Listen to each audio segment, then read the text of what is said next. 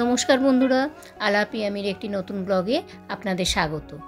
যে যেখান থেকে আমার এই ভিডিওটি দেখছেন তাদের সকলের সুস্থতা কামনা করে শুরু করছি আমার এই নতুন ব্লগ।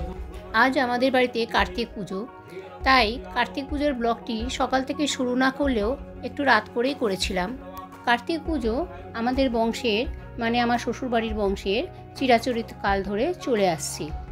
এর অনেক নিয়ম, এটি বংশের যে বড় তাকেই পালতে হয় এমনই শুনেছি।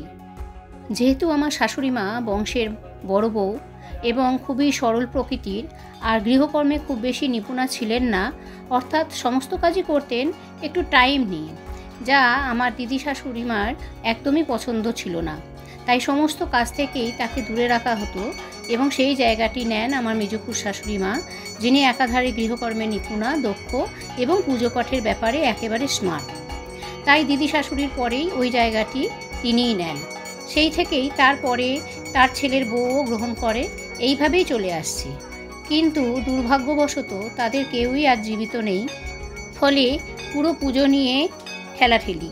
এখন সবার নজর আমার দিকে, যেহেতু বাড়ির বড় মেজ হলেও বড় ভাসুর বিয়ে না করায় আমাকে এখন বড় বলে ধরা হয়। ক্লাইম্যাক্স শুরু এখান থেকেই।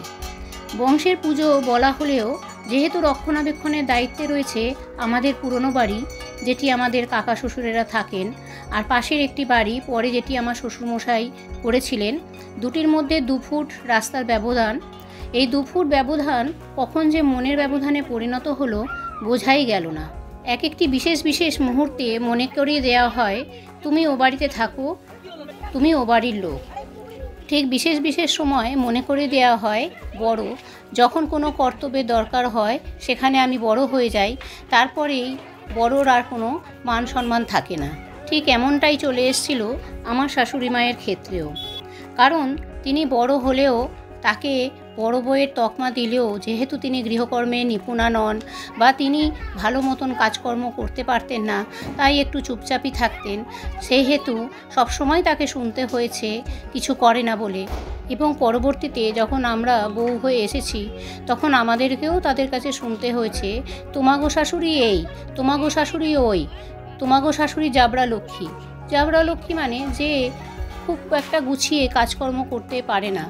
তো সবাই তো সেটা করতে পারে না, সবার দ্বারা সবটা হয় না। যে যেমন তাকে তার মতন ছেড়ে দিলেই তো হয়।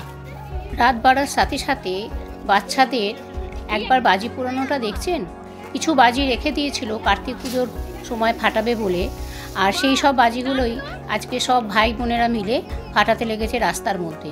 তখন কিন্তু বেশ অনেকটাই রাত, তবুও তাদের আনন্দের সীমা আর ধরে না।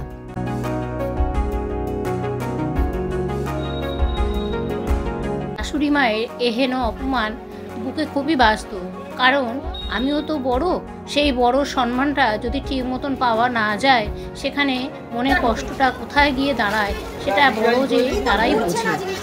কোনো পুজো বাড়ি হলেই পুজো বাড়িতে যাচ্ছি না সংশোধনাগারে ঢুকছি বোঝাই যেত না। যখনই যেতাম একটা লিস্টের পর্ব যেন তাদের হাতের মধ্যে থাকতো, সঙ্গে সঙ্গে তাদের কথা শোনানো একটা বাই তাতে থাকতো। এই করতে করতে তো একজন তো চলেই গেলেন, কিন্তু কথা মানুষের বলে না, কথা মানুষের থেকে যায়। যখন শেষ মুহূর্তে তাকে যখন দেখানো হচ্ছিল যে আমাকে চিনতে পারছো, তখন তার মুখ দিয়ে সেই সমস্ত কথা কোথায় যেন হারিয়ে গেল।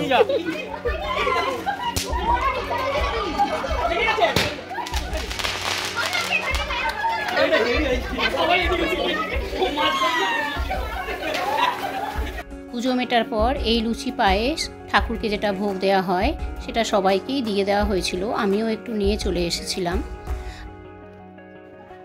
এটা পরের দিনকার ছবি। এই পরের দিনে সেদিনকে আমাদের কার্তিক পুজো তো হয়, আর তার সাথে সত্যনারায়ণ সিন্নি পড়ে আর সূর্য পুজো হয়। আর একজন যে নির্জলা করে, এখানে কার্তিক ঠাকুরের পাশে যে প্রদীপটি জ্বলছে সেই প্রদীপটি সারা রাত জ্বলবে এবং সেই প্রদীপটি নিয়ে গিয়ে গঙ্গায় ভাসান দেবে। আর আমাদের এই কার্তিক পুজো একটা আলাদাই নিয়ম যে নির্জলা করতে হবে, এবং নির্জলা মানে টানা 1.5 দিন, মানে আগের দিন থেকে উপোস হয়ে পরের দিন এইসব পুজো মিটতে মিটতে প্রায় দুপুর গড়িয়ে যায়। টানা 1.5 দিন যে নির্জলা করবে তাকে জল না খেয়ে থাকতে হবে। টানা 1.5 দিন জল না খেয়ে থাকা শরীরের ওপর কতটা যে এফেক্ট পড়ে তার ফলস্বরূপ আমরা তো দুজনের ছবি দেখতেই পেলাম। কেন কি আমার মেজক্ষুর শাশুড়ি মা এই পুজোটি করতেন এবং তিনি আজ আর আমাদের মধ্যে নেই। আর তারপরে তার ছেলের বউটিও অকালে প্রাণ হারালেন। তো এই পুজোর এতটাই নিয়ম এবং সেইখানে ঠিকভাবে যদি না করে বংশের একটা ব্যাপার আছে, সকলের মনেই ভয় ধরিয়ে দেওয়া হয়েছে, যার ফলে নির্জলা করতে কেউ আর সেরকমভাবে প্রস্তুত নয়। আমি তো নই, কারণ নির্জলা করা মানে টানা 1.5 দিন জল না খেয়ে থাকা। পুজোর নিয়মগুলোকে যদি একটু সংক্ষেপে করা যায় তাতে ক্ষতিটা কি হয়? পুজোটিও হয় আর সব দিক দিয়েই রক্ষা পায়। কিন্তু পুজোর তত্ত্বাবধানে এখনও পর্যন্ত যে প্রাচীন মানুষগুলো রয়েছেন তাদের চিন্তাধারাটা খানিক পুরানো, আর এই সমস্ত চিন্তাধারার মানুষদের জন্যই আজকে পরবর্তী জেনারেশনরা পুজো করবে কি না সে নিয়েও একটা প্রশ্নের চিহ্নের মুখে পড়ে রয়েছে। কারণ আমরা যতদূর সম্ভব তবুও এখনও টেনে যাচ্ছি, কিন্তু আমাদের পরের জেনারেশন যারা বউ হয়ে আসবে তারা তো আরও বেশি আপডেট। কত লুচি ভাজা হচ্ছে দেখেছেন একবার? এই সমস্ত লুচি সমস্ত পাশাপাশি যারা রয়েছে পাশাপাশি বাড়িতে ফল প্রসাদের সাথে সাথে লুচি পায়ে সেইগুলোকে বেলানো হয়।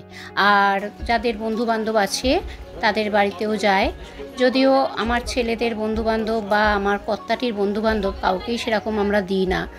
তো যাই হোক, মোটামুটি আমাদের খাবারের মতনই কিছু জিনিস আমি নিয়ে চলে এসেছিলাম। আর পরের দিনকে এই উঠোনের মধ্যে এটি হচ্ছে সূর্য পুজো, একটি দুধ পুকুর করে তার মধ্যে পুজো করে এবং সূর্য পুজো করে তারপরে সেই প্রদীপটিকে, যেই প্রদীপের কথা বলছিলাম সেই প্রদীপটিকে নিয়ে যাওয়া হবে গঙ্গায় এবং সেটিকে গঙ্গায় বিসর্জন দেওয়া হবে। তো আমরা সবাই দাঁড়িয়ে রয়েছি, পুজো হচ্ছে।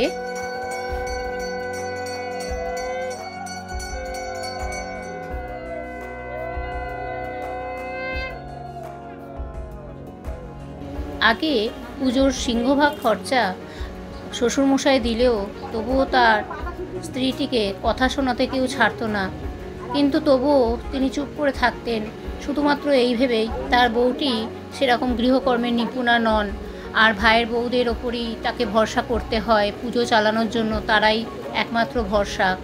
সেই জন্য তেনাকে চুপ করে থাকতে হতো। কিন্তু বরাত জোরে যখন আমরা মানে ছেলের বউরা একে একে যখন সবাই বউ হয়ে বাড়িতে এলাম, তখন আমাদের ভাগ্যেও একই লাঞ্ছনা গঞ্জনা জুটত। কিন্তু মায়ের এই অপমান আর কারোর সেরকম গায়ে না লাগলেও আমার বুকে খুবই বাজত, যার জন্য প্রথম বউ হওয়ার পরে প্রতিবাদ করতে পারিনি। কিন্তু 2-4 বছর পরে যখন এই রকম ধরনের জিনিসগুলো দেখতে থাকলাম, চোখে খুব দৃষ্টিকটু লাগতো, তখন আমি একটু হলেও প্রতিবাদ করেছি। ইনি আমাদের সেজো কাকিমা। তো মেজো কাকিমা মারা যাওয়ার পরে ইনি এখন পুজোর হালটি ধরেছেন, কিন্তু এনার শরীরের যা অবস্থা তাতে করে কতদিন এনার পক্ষে সম্ভব হবে তা খুবই সন্দেহজনক, যার ফলে সকলের চোখ এখন আমার দিকে। কিন্তু আমার কাছে কথা হচ্ছে, যদি পুজোর নিয়ম সংক্ষিপ্ত করো, পুজোর নিয়ম সংক্ষিপ্ত করে মানে নির্জলাটাকে তুলে দিয়ে যাতে একটুখানি জল শরবত সবাই খেতে পারে সেরকম যদি ব্যবস্থা হয় তাহলে তারপরে আমি আছি। কিন্তু কোনো দিন যদি এর নিয়মের অন্যথা না ঘটে তাহলে আমাকে কোনো দিনই পাবে না। আর গঙ্গার ঘাটে যাওয়ার সময় দেখেছেন কত বড় একটা প্রসেশন যাচ্ছে নন বেঙ্গলিদের। সামনেই তো রাস পূর্ণিমা গেল, সেই রাস পূর্ণিমা উপলক্ষে কোনো একটা শ্যাম মন্দিরে এনারা যাচ্ছেন দঙ্গল মিলে, বিরাট প্রসেশন। তো আমাদের কিছুক্ষণ রাস্তার এপারে দাঁড়িয়ে থাকতে হলো। তারপরে যেহেতু আমাদের একটা নিয়মের ব্যাপার আছে, তো সেই জন্য আমরা আস্তে আস্তে গঙ্গার ঘাটের দিকে এগোলাম পুলিশকে বলে। এই সেই আমাদের গঙ্গার ঘাট, একটুখানি গেলেই গঙ্গা দেখতে পাবেন। আর এই গঙ্গার মধ্যে ওই প্রদীপটি আস্তে করে ভাসিয়ে দেওয়া হবে।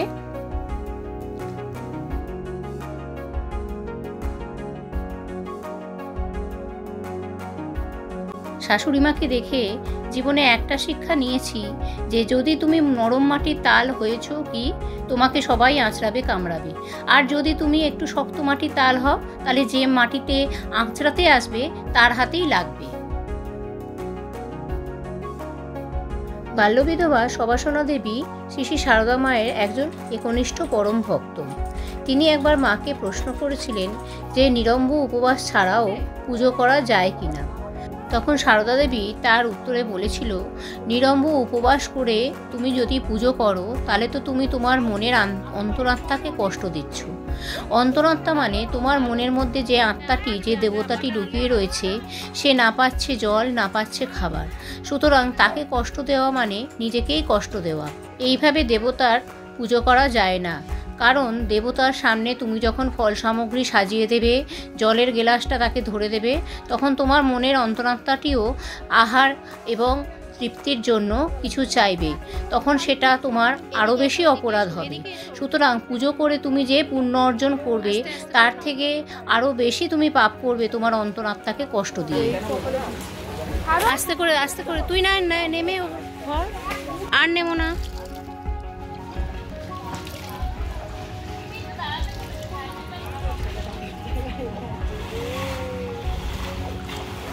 আস্তে বসবে।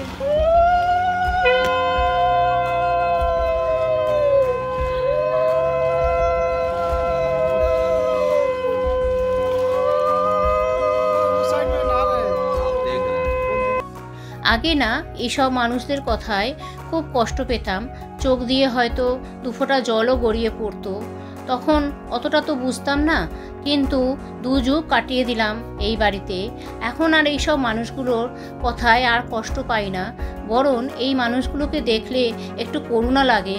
কারণ কদিনই বা বাঁচবেন, কিন্তু তারপরেও এত নিয়মের বালাই, এত কিছু।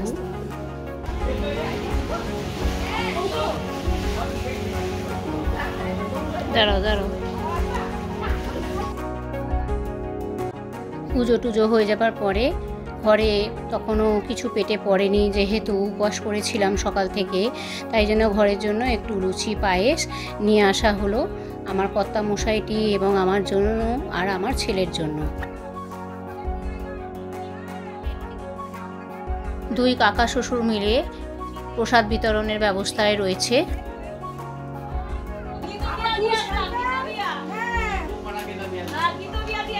এই অত নয় রে।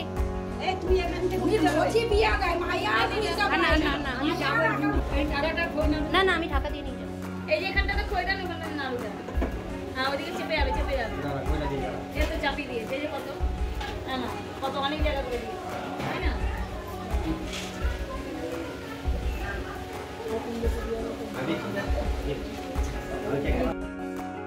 এটি তার পরের দিনের ভিডিও। আর সেই দিনকে আমাদের একটি বিশেষ রান্না মাছ দিয়ে করে খেতে হয়, সেই ভিডিওটি আমি পরে শেয়ার করব, সেটি আর এখানে দিলাম না। এরপরে ঠাকুর বরণের পালা আরম্ভ হলো। এর আগে আমি একবার ঘুরে গিয়েছিলাম, কিন্তু তখনও সেরকমভাবে ঠাকুরকে নামানো বা সেরকমভাবে কেউ আসেনি। যেহেতু নাতিরা বিশেষ নাতিরা, তাদের জন্য বিশেষ ছাড়ের ব্যবস্থা থাকে, তো তারা স্কুল থেকে না আসা অবধি সবাই ওয়েট করছিল। তখন মনে মনে শুধু একটাই চিন্তা হলো, কোনো কালে তো আমার ছেলেটাও ছোট ছিল, এই একই টাইম লাগতো হয়তো তার আসতে, কিন্তু তখন আর তার জন্য কেউ ওয়েট করতো না। মানে প্রতিটি পদে পদে বুঝিয়ে দেওয়া হতো তোমরা ও বাড়ির লোক। আসলে সেই রকমভাবে কেউ ধর্তব্যের মধ্যেই ফেলতো না আমাদের, যার ফলে এখনো পর্যন্ত কর্তামশাইকে শুনতে হয়, তোর মা তো চিরকাল বোবায়, তোর বউ তো ফটর কথা বলে। এই ধরনের কথা শুনতে কোন পুরুষ মানুষের ভালো লাগে? মা বউয়ের নামে নিন্দা শুনতে গেলে তার মনেও তো একটু রাগ হয়। আসলে নিয়মের বেড়াজালে এরা বাঁধতে চেয়েছে সকলকেই, কিন্তু নিয়মের বেড়াজালে সকলকে বাঁধতে পারলেও আমাকে বাঁধতে পারবে না কোনোদিনই। কারণ ঠাকুর শ্রী রামকৃষ্ণ গৃহ থেকেও তিনি সন্ন্যাসী জীবনযাপন করেছিলেন। গৃহ থেকেও যে সংসার নিয়ম পালন করেও যে ঠাকুর সেবা করা যায়, তিনি তা দেখিয়ে দিয়েছিলেন, তিনি তা বলেছিলেন।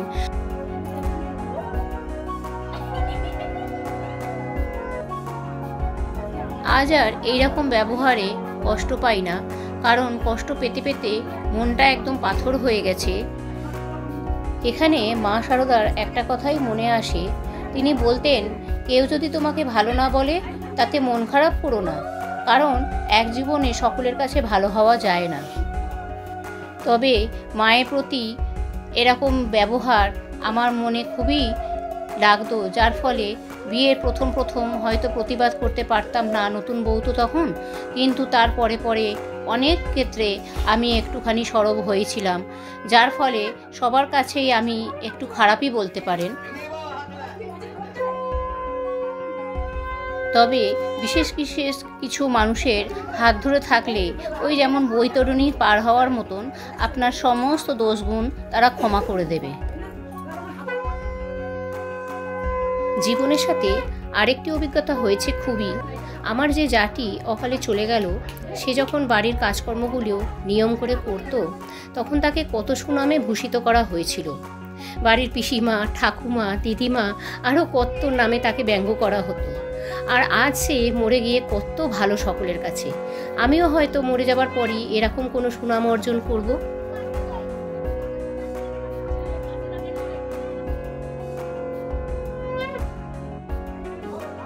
জীবন থেকে একটি শিক্ষাই নিয়েছি, যত তুমি সমাজে চর্চিত হবে ততই তোমার সাফল্য সামনে এগিয়ে আসবে। সুতরাং এসব সমালোচনা নিয়ে এখন আর আমি বেশি কিছু ভাবি না।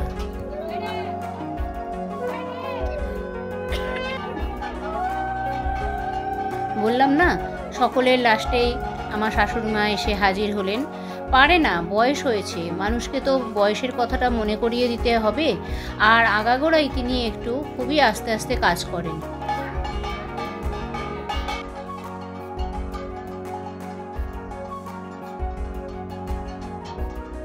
চলুন, কার্তিককেও নিয়ে আসা হলো। এবার গঙ্গায় বিসর্জনে দেওয়ার পালা। একটি ভ্যান গাড়ি ছিল আমাদেরই এটি, তো যাই হোক, সেই ভ্যান গাড়ির মধ্যে সমস্ত কচিকাচাগুলো উঠে পড়লো তাড়াতাড়ি করে। আর পুজোর যে সমস্ত ফুল বা সামগ্রী যে সমস্ত থাকে সেগুলিকে একটি বস্তার মধ্যে ভরে নিয়ে যাওয়া হলো।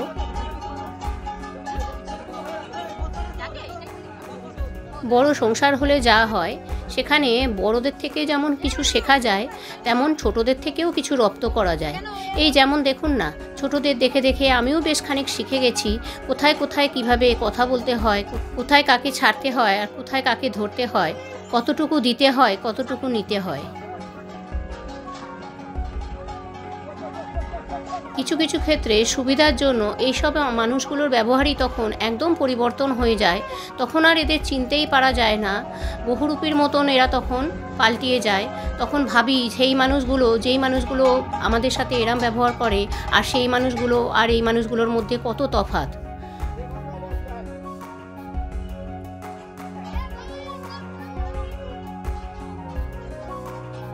তবে আজ আর বলবো না যে ভালো লাগলে একটি লাইক কমেন্ট অবশ্যই করবেন, বরং এটা বলবো যে এই রকম আমার জীবনের সাথে আপনাদের যদি কারোর জীবন মিশে যায় বা মিলে যায়, তাহলে সেইটি একটি কমেন্টের মাধ্যমে লিখে দেবেন। আর যদি কমেন্ট কেউ না করেন, তাহলে বুঝবো এই দেশেতে বোধহয় পোড়া কপালই আমি একাই রয়েছি।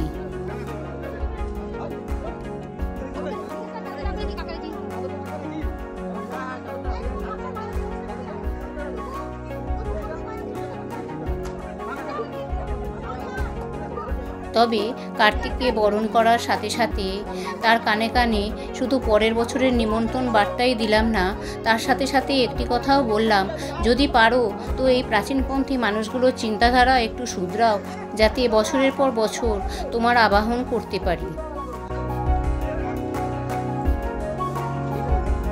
যেহেতু এটা বংশের কার্তিক পুজো, তাই এটিকে নদীতে বিসর্জন দেওয়াই এই বাড়ির নিয়ম। আর কার্তিকের দুই পাশে দুই ময়ূর, জোড়া ময়ূর, যেটা অনেক কার্তিক ঠাকুরের সঙ্গেই থাকে না। এই কার্তিক ঠাকুরের জাগ্রত কথা শুনেছি, কারণ অনেকেরই হয়তো ধরুন যাদের বাচ্চা কাচ্চা হয় না, তারা এই হোমের যজ্ঞের কলা খেলে তাদের নাকি শুনেছি বাচ্চা হয়, বা বহুদিন ধরে যাদের কোনো সন্তানাদি হয় না, তারা এর কাছে মানত করেন। বাড়ির প্রথম বউ যখন প্রথম মা হতে চলেছি, সেই সময়ে সবাই দেখে বলেছিল যেহেতু বাড়িতে কার্তিক পুজো হয়, তাই বাড়িতে কার্তিকই আসবে, আর হলো তাই।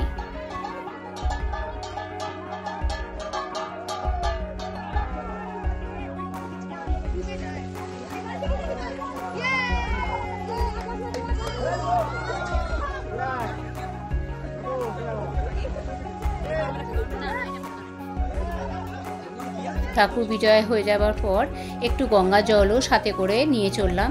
সবাই একটা দুটো করে ক্যান নিয়ে এসেছিল, কারণ এরকমভাবে তো আর গঙ্গায় আসা হঠাৎ করে হয়ে ওঠে না।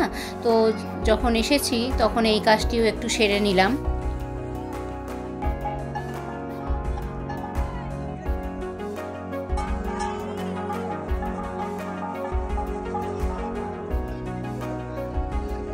তাহলে চলুন, ভিডিওটি আজকের মতন এখানেই শেষ করলাম। ফিরে আসছি খুব তাড়াতাড়ি নতুন একটি ভিডিও নিয়ে। ততদিন সবাই খুব ভালো থাকুন, সুস্থ থাকুন, নিজের খেয়ালের সাথে সাথে সকলের খেয়াল রাখুন। ফিরে আসছি খুব তাড়াতাড়ি নতুন একটি ব্লগে।